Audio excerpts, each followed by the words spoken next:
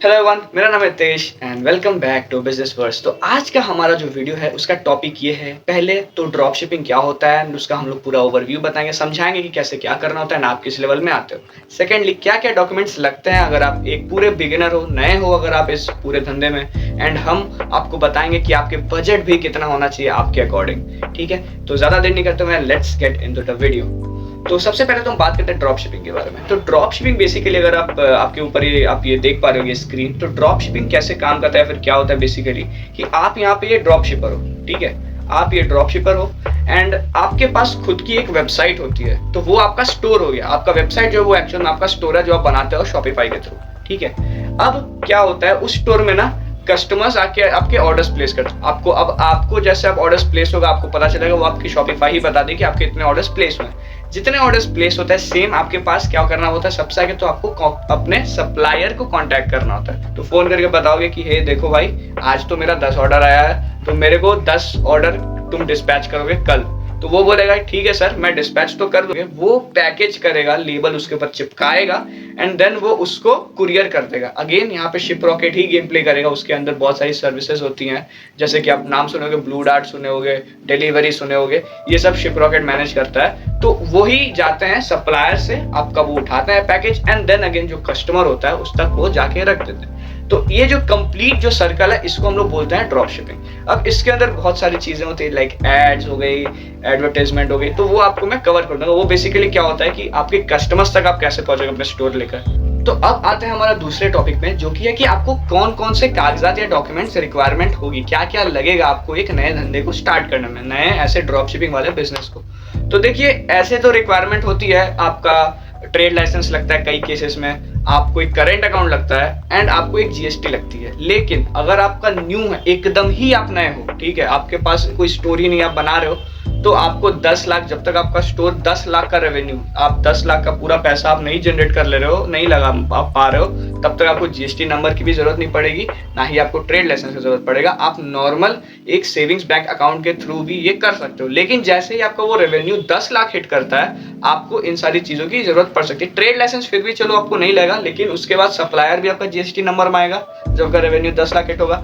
आपको हर जगह आपको 10 लाख, शिप रॉकेट में भी इनफैक्ट आपको जीएसटी नंबर देना पड़ेगा, आपको ये लगेगा ही लगेगा। तो ये चीज आपको माइंड में रखना है कि चलो जब तक 10 लाख नहीं है तब तक तो ठीक है, लेकिन जैसे ही 10 लाख हिट हुआ आपको जीएसटी नंबर लेना है और एक करंट अकाउंट रखना है, क्योंकि सेविंग्स में आप उतनी सारा ट्रांजैक्शंस नहीं कर सकते। आपको बैंक वाले कॉल करके ऑफकोर्स ये बात को उठाएंगे। ठीक है, तो अब हम आते हैं अपने तीसरे और मेरे हिसाब से सबसे ज्यादा इंपॉर्टेंट टॉपिक में, कि आपका बजट एंड रिक्वायरमेंट्स क्या क्या होती है। अगर आप एक न्यू पूरे बिगिनर हो अपने धंधे में, तो आपको क्या क्या मिनिमम चाहिए। तो देखो, मेरे हिसाब से आपको जो चाहिए होते हैं वो सबसे पहले होता है क्रेडिट कार्ड। क्यों, मैं समझाता हूँ। एंड देन एटलीस्ट आपके हाथ में 20,000 रुपये होने चाहिए। क्यों 20,000 रुपये होने चाहिए? चलो मैं पहले क्रेडिट कार्ड से स्टार्ट करता हूँ। क्रेडिट कार्ड क्यों? जैसा कि मैंने बोला कि आपके फेसबुक एड्स के थ्रू ही आपके जो कस्टमर्स है उन तक हम पहुंचते हैं। ठीक है, तो क्रेडिट कार्ड यहाँ पे यूज क्या होता है कि फेसबुक एड्स जितना चार्ज करेगा वो आप पैसा फिर भी क्रेडिट कार्ड के थ्रू दे सकते हो। क्रेडिट कार्ड क्या होता है? बेसिकली एक लोन की तरह होता है। जितने भी आपको पैसे देने होते हैं वो आप पहले ही उसको दे देते हो, फिर वो आप 1 महीने के बाद उसको आप चुकाते हो। राइट, तो 1 महीने तक वो आपको पता ही है कि आप जो प्रोडक्ट सेलेक्ट किया आपके जो स्टोर में है वो आपको प्रॉफिट बना के दे देगा, तो तब तक आप उससे ज्यादा पैसा मैनेज कर लोगे।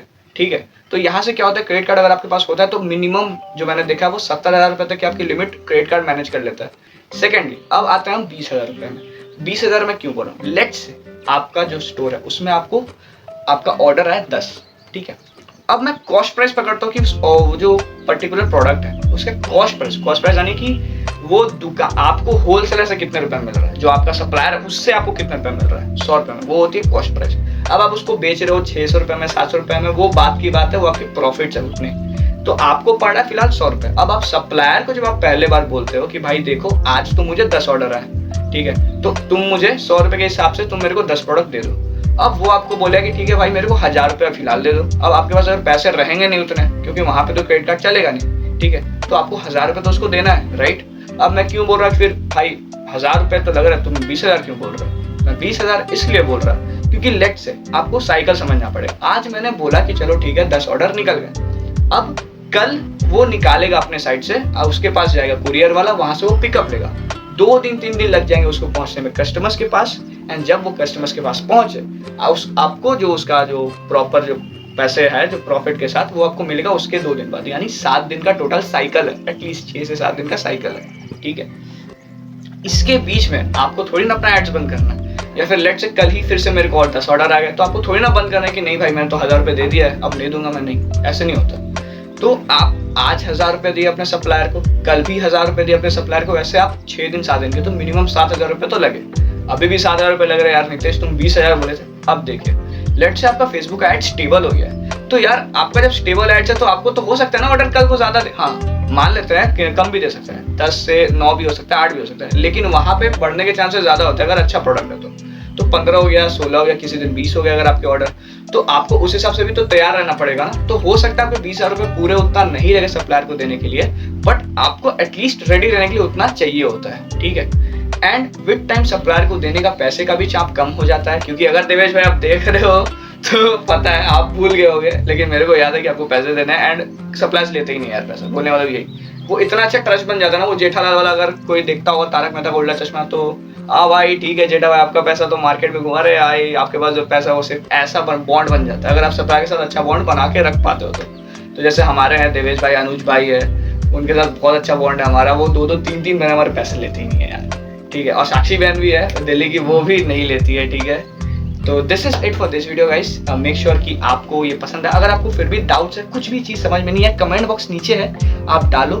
इस वीडियो के रिगार्डिंग कितने भी आपके क्वेश्चंस आप डाल सकते हो। एंड हाँ, मेक श्योर हम लोग एक फिर से पोस्ट डालने वाले हैं, जैसा कि मैंने बोला हर 2 हफ्ते में शायद आएगा। आपको उसमें जितना भी Q&A होगा आप जाके हमारे इंस्टा पेज में वहाँ पे क्वेश्चन कर सकते हो, हम लोग उसका एक अलग से वीडियो बनाएंगे यूट्यूब में ही, एंड आपके सारे डाउट्स को ट्राई करेंगे क्वेश्चन करके आंसर करके क्लियर करने का। So that's all for this video, Tata.